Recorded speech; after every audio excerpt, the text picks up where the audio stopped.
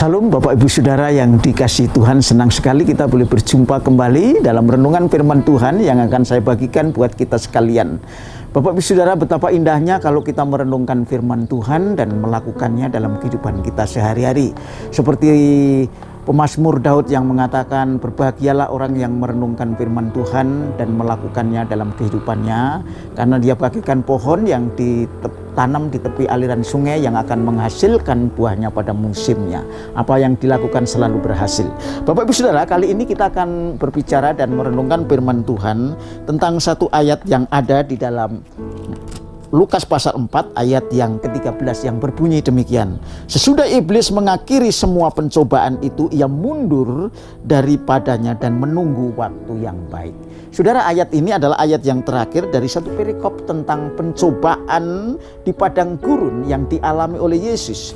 Dan ketika iblis gagal untuk mencobai Yesus supaya jatuh dalam dosa, maka ada satu ayat yang sangat mengesankan buat kita dan perlu kita renungkan hari ini, yaitu dengan berbunyi, sesudah iblis mengakhiri semua pencobaan ini, ia mundur daripadanya dan menunggu waktu yang baik. Bapak Ibu Saudara, dari ayat ini kita boleh mengetahui bahwa iblis tetap tidak pantang menyerah. Ketika mencobai manusia supaya jatuh dalam dosa dan dia gagal, dia tetap tidak pantang menyerah. Artinya apa? Dia mencari kesempatan lain yang baik. Dia ingin menggoda lagi selama dia belum dihukum masuk dalam kekekalan. Karena itu Bapak Ibu Saudara, mari saya rindu kita semua mewaspadai bagaimana hidup kita, supaya kita mewaspadai strategi bagaimana iblis menyerang dan menggoda kita. Saudara-saudara, oleh karena itu ada 3 hal penting bagaimana saudara tetap mempunyai kekuatan dalam menghadapi godaan dan cobaan iblis. Yang pertama, mari kita belajar dari apa yang Tuhan Yesus katakan ketika ada di Taman Getsemani. Di dalam Matius pasal 26 ayat 41, di sana dikatakan Tuhan Yesus ketika juga dicobai kembali oleh iblis kali yang kedua, pada saat sebelum dia masuk ke Yerusalem untuk disalibkan, Tuhan berkata kepada para muridnya, khususnya kepada Petrus, Yakobus dan Yohanes, berjaga-jagalah dan berdoalah supaya kamu jangan jatuh ke dalam percobaan. Memang roh penurut tetapi daging lemah. Saudara, yang pertama, kalau kita mau mewaspadai bagaimana supaya saudara tidak jatuh ke dalam dosa, karena iblis yang suka menggoda dan tidak pantang menyerah untuk menggoda saudara dan saya, mari saudara selalu berjaga-jaga dan berdoa. Kalau saudara berjaga-jaga, saudara harus belajar firman. Saudara harus tahu bagaimana kita sekalian supaya tidak disesatkan oleh tipu daya iblis. Sebab iblis zaman sekarang bukan hanya ingin menakut-nakuti secara langsung, tetapi ingin memperdayakan kita dengan ajaran-ajaran yang salah, ajaran-ajaran yang sesat, yang sepertinya benar dan menyenangkan hidup kita, tapi akan menjerumuskan kita. Karena itu mari saudara dan saya belajar hari ini untuk tetap waspada, supaya saudara tidak dibawa oleh arus pengajaran yang kali ini begitu merebak seperti Injil yang benar, tapi sebetulnya membawa kita kepada kesesatan. Ajaran yang benar adalah ajaran yang bersumber kepada firman Tuhan, ajaran yang menyatakan bahwa hidup harus menyangkal diri, memikul salib dan mengikut Tuhan. Dan itu bertentangan tentu dengan keinginan manusia yang ingin selalu menyombongkan diri, yang ingin selalu membanggakan diri, yang ingin selalu mendapat nikmat di dunia ini, tapi sesungguhnya adalah jebakan dari iblis supaya kita masuk dalam kesesatan. Itu yang pertama.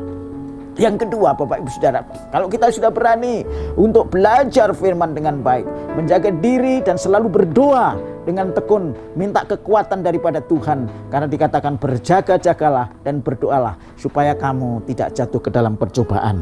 Maka yang kedua, mari kita jangan beri kesempatan kepada iblis. Dikatakan dalam Efesus pasal 4 ayat 27, jangan beri kesempatan kepada iblis. Artinya apa?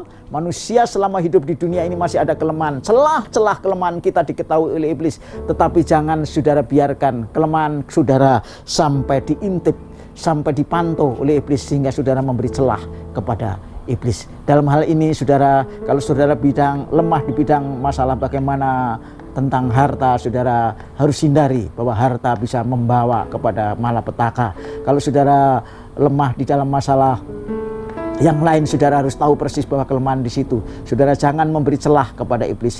Kalau saudara memang ragu tentang sesuatu yang saudara tidak tahu, jauhilah itu. Karena itulah yang memberi celah kepada iblis. Jangan beri kesempatan kepada iblis. Jangan membawa diri saudara hanya mengikuti keinginan sesaat. Karena itu celah bagi iblis untuk masuk, menggoda dan menjatuhkan saudara dan saya. Mari Bapak Ibu Saudara, jangan beri kesempatan iblis kepada iblis. Karena iblis selalu ingin mencari waktu yang baik untuk saudara dan saya, supaya saudara jatuh. Tetapi percayalah, kalau saudara dan saya pertama berjaga dan berdoa, saudara tidak akan jatuh ke dalam pencobaan. Kalau saudara tidak memberi celah sedikit pun kepada iblis, saudara pasti akan terhindar dari pencobaan dan saudara akan menang atas tipu daya iblis. Yang ketiga, mari Bapak Ibu Saudara, jangan mengikuti keinginan daging, tapi mengikuti keinginan roh.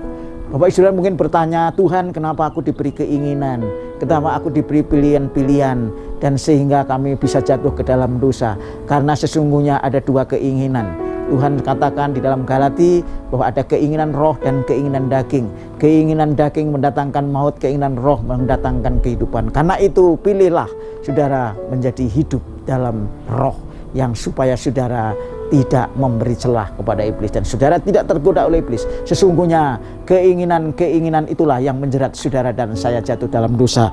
Di dalam Yakobus pasal 1 ayat yang ke-14, saudara-saudara di sana boleh saudara lihat bersama dengan saya akan bacakan buat saudara dan saya. Tetapi tiap-tiap orang dicobai oleh keinginannya sendiri, karena ia diseret dan dipikat olehnya. Jadi pada dasarnya Yakobus menyingkapkan kepada saudara dan saya bahwa orang jatuh dalam dosa, orang terjebak oleh penggoda atau pencobaan itu karena dia mengikuti keinginannya, yaitu keinginan daging, bukan keinginan roh. Mari Bapak Ibu Saudara mendengarkan firman Tuhan hari ini supaya mengarahkan diri mengikuti keinginan roh. Keinginan roh adalah mengikuti keinginan apa yang dikatakan firman yang saudara harus lakukan hari ini dan seterusnya. Mari ikuti bagaimana Tuhan menghendaki supaya saudara melakukan firman Tuhan itu, mengikuti keinginan roh dengan hati yang tulus, hati yang mengasihi, hati yang rindu. Hanya Tuhan yang dipermuliakan. Jadi 3 hal Bapak Ibu Saudara yang hari ini saya rindu kita untuk disingkapkan sesuatu yang menarik buat saudara dan saya, supaya saudara waspada terhadap strategi iblis, dan saudara harus melakukan 3 hal ini, yaitu berjaga-jaga dan berdoalah supaya tidak jatuh ke dalam pencobaan. Jangan beri kesempatan kepada iblis, jangan beri celah kepada dia sedikit pun saudara, dan jangan mengikuti keinginan daging, karena keinginan daging akan membawa kepada kematian dan keinginan roh pasti akan membawa kepada kehidupan. Kiranya berkat firman Tuhan yang hari ini kita dengarkan memberkati saudara dan saya.